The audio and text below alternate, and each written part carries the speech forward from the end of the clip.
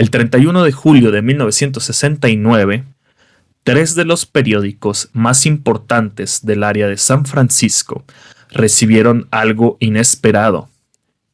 El San Francisco Chronicle, el San Francisco Examiner y el Oakland Tribune recibieron casi al mismo tiempo tres cartas, que eran las que les mencionaba al principio de este episodio. No eran cartas normales, eran de el Zodiaco. El mismo hombre que había atacado en Blue Rock Springs ahora estaba escribiendo. Las cartas habían sido enviadas por correo y, al llegar a las redacciones, causaron confusión, curiosidad y muy pronto, obviamente, pánico. Porque no eran simples mensajes, eran una declaración. Desde la primera línea, el autor dejaba en claro algo. Él era el responsable. En cada carta se atribuía los asesinatos de Betty Lou Jensen y David Faraday. Y, obviamente también, el ataque más reciente contra Darlene Ferrin y Michael Mageau. No solo lo decía, sino que también tenía manera de demostrar que no estaba siendo un charlatán. Incluía detalles que no habían sido revelados al público. Hablaba del arma con que había perpetrado los crímenes, una calibre 22. Describía la posición en que había dejado a los cuerpos, la forma en que habían sido encontrados, los ángulos incluso de los disparos, cosas que solo una persona podía saber: el asesino. Pero eso no era lo más inquietante de estas misivas. Cada uno de los periódicos había recibido solo una parte del mensaje, un tercio. Cuando se unían, las tres cartas formaban algo más grande y más aterrador, además de ser lo que hace tan icónico este caso: un código.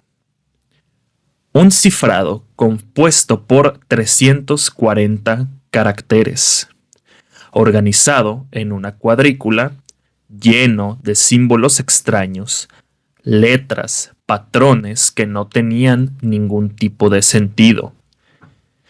Hoy en día, a este cifrado se le conoce como el Z340, evidentemente por Zodiac, y 340 caracteres. En ese momento era completamente indescifrable y no estaba ahí por casualidad. Era un reto. En las cartas, el autor hacía exigencias claras. Quería su mensaje y el código fueran publicados en primera plana, no una sección secundaria, no en una nota pequeña. Él quería las cartas en la portada de la próxima publicación de los tres periódicos. Incluso tanto fue así que en sus cartas dijo: si no lo hacen, lo haré yo mismo. También prometía algo más. Si alguien lograba descifrar el código, el asesino revelaría su identidad, su nombre, quién era realmente. Pero no antes, porque, como ya lo comenté previamente y lo vamos a seguir viendo más adelante, todo esto para él no era más que un juego en el que él estaba en control y en el que él dictaminaba las reglas. Pero la parte más perturbadora no fue el código ni sus exigencias, fue una amenaza, ya que en estas misivas el asesino dictaminaba que si sus cartas no eran publicadas en primera plana, mataría a más personas. Y no solo mataría más, sino que comenzaría a matar niños. No era solo un asesino.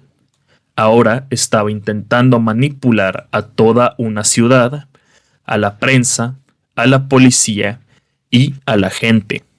Y, por primera vez, dejaría una firma, un símbolo que también se convertiría en una de las partes más icónicas de este caso. Se trataba de un círculo con una cruz en el centro, simple, claro e imposible de ignorar.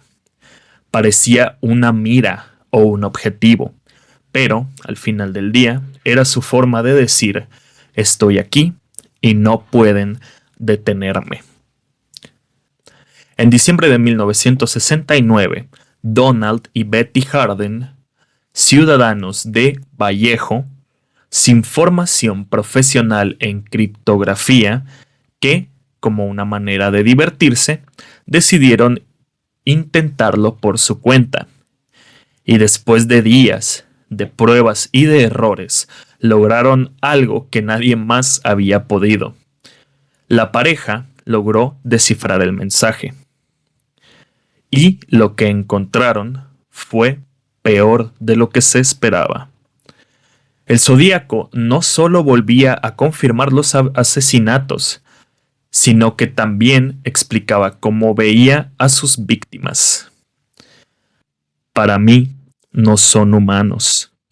Son como esclavos que me servirán en otra vida. Esto ya no era solo violencia, era una forma de pensar de esta persona totalmente retorcida. En el mensaje también aparecía otra idea, una que se repetiría constantemente y que incluso llevaría a las teorías que veremos más adelante en el siguiente capítulo, a ver quiénes eran los sospechosos de esta historia, quiénes eran los sospechosos de haber sido el asesino. El concepto de la cacería. Voy a continuar cazando. El hombre es el animal más peligroso de todos.